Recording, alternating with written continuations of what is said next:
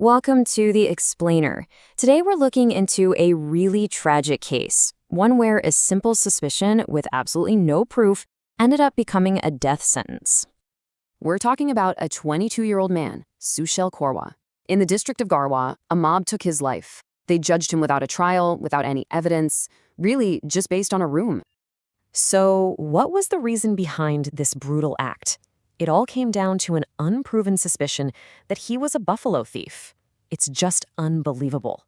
Let's really dig into the events here and see how a simple accusation could possibly escalate into a full-blown murder. All right, Section 1, a suspicion turns deadly. This is where it all began, with a confrontation between Sushil and 3 other men. This was the exact moment that an unfounded suspicion just turned violent. So picture this. It's the night of October 12th, 2025. Sushil is just heading back from an event with his friends. He makes a stop near a cattle shed, and tragically, that would be the last place anyone would see him alive. Okay, so let's break down what happened in that moment. You've got the victim, Sushil, just 22 years old. Then you have the accused, Rohit Yadav, Santosh Yadav, and Komal Yadav. And what was their allegation? Just a suspicion that he was stealing a buffalo. They didn't ask questions, they didn't wait for answers, they just started brutally beating him with sticks, shouting, "Thief, thief." In that moment, they became accuser, judge, and executioner, all rolled into one. Okay, now for the timeline of a tragedy. And, the horror didn't stop with the attack itself. As you're about to see, the timeline of events reveals the absolute agony his family was about to go through. So on October 12th, that's when Sushil was attacked and killed. The accused then hid his body in a nearby forest to cover their tracks. Now, think about this. For 5 whole days, 5 agonizing days, his family had no idea where he was. They must have been frantic.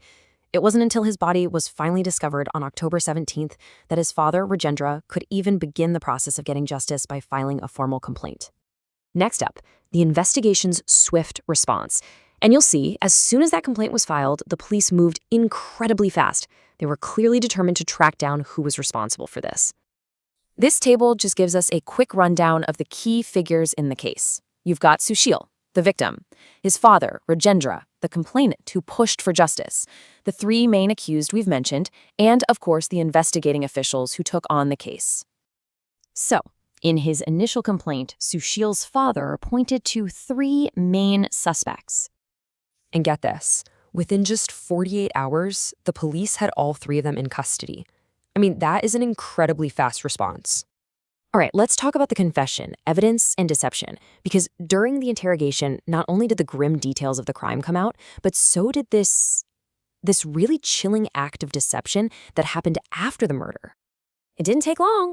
Under police questioning, all 3 of the accused confessed to the murder.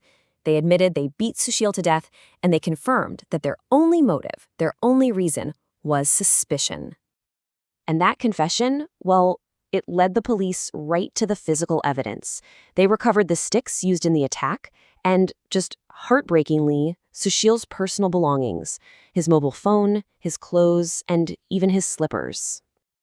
But here's where the deception gets even worse. It's just a calculated and incredibly cruel twist.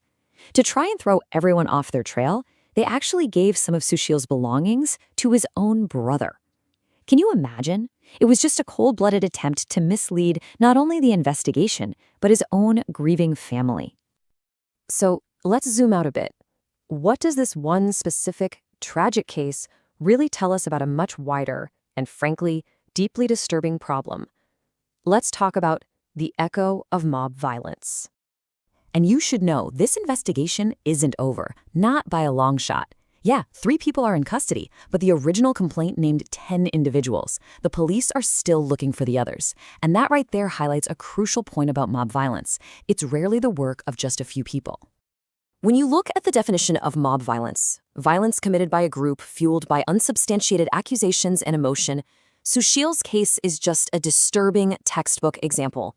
It starts with an accusation with no proof, it's driven by emotion instead of facts, and it just explodes into tragedy in an instant, completely ignoring any sense of law or due process. And that really leaves us with this final, lingering question, right? It's something that sticks around long after the arrests are made and the news cycle moves on. When suspicion can become a death sentence, what is the real cost of justice? It's a heavy thought, and it's a stark reminder for Sushil's family and for any community that has to face something like this.